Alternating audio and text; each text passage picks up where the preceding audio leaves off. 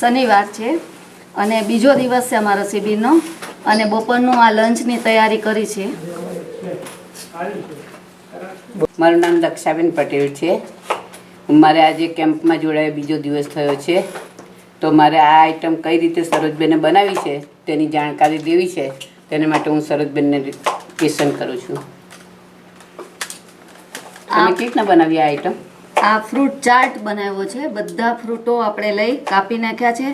એની અંદર શ્રીફળ જે આવે છે એને ક્રશ કરી, પાણી નાખી થોડું ક્રશ કરી અને એમાં આ બનાવ્યો છે. અને એની અંદર મધ નાખ્યું છે, એલચી પાવડર, કાજુ બદામ, કિસમિસ.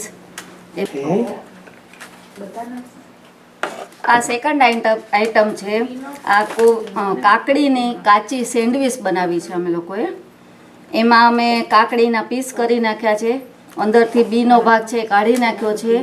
એની અંદર અમે ખજૂરની ચટણી પહેલાં લગાવી છે અને એની ઉપર અમે ગાજરનું છીણ, નાળિયેરનું છીણ, આદુ મરચાં, લીંબુ, ગળાશ, ખટાશ એ બધું નાખીને એ અમે ઉપર લગાવ્યું છે અને ઉપર લીલી ચટણી. હેલો સરોજબેન, તમે આ ત્રીજી આઈટમ બનાવી છે તેમાં કઈ રીતે બનાવી છે તેની માહિતી આપશો મને જરા?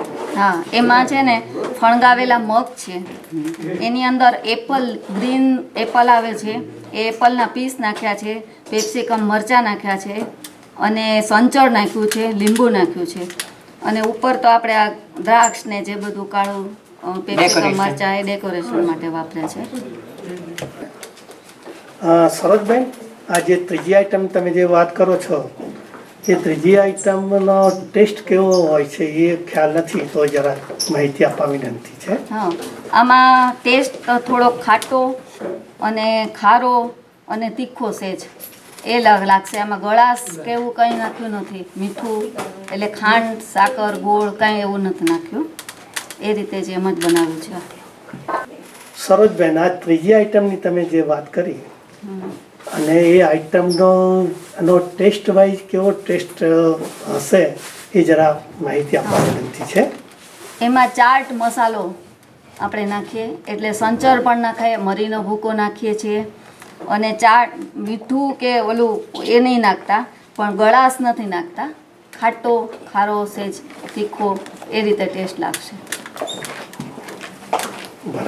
આ ગ્રીન આઈટમ છે, રેડ આઈટમ છે, શાની છે તે મને સમજાવશો થોડું? હા, એ ચટણી છે.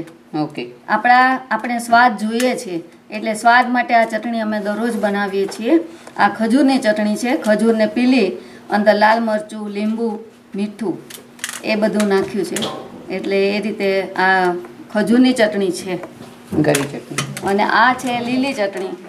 આમાં કોથમરી, આદુ, મરચાં અને પાલકની ભાજી, લીમડાના પાન અને સિંગદાણા, મીઠું, લીંબુ અને ગોળ એ રીતે આપણા સ્વાદ માટે આપણે આ